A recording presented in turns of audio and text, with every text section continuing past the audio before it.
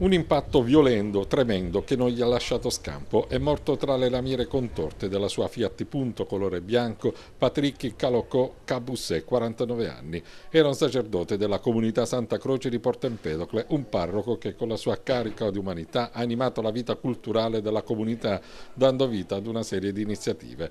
Ha perso la vita oggi pomeriggio sulla statale 115. Per cause in corso di accertamento da parte delle forze dell'ordine, la sua utilitaria è venuta in collusione con un SUV Nissan Qashqai con a bordo una coppia di coniugi di Canicattì.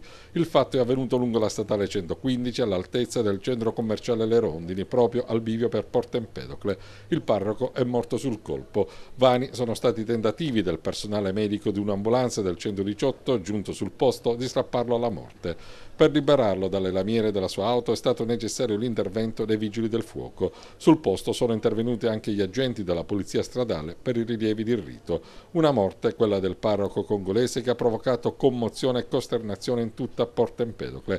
A farsi portavoce dei sentimenti di cordoglio di tutta la comunità è il sindaco Lillo Filetto, che lo ricorda come una persona gioiosa che era riuscita ad inserirsi nel tessuto empedoclino facendosi apprezzare per il tratto umano e per l'umiltà.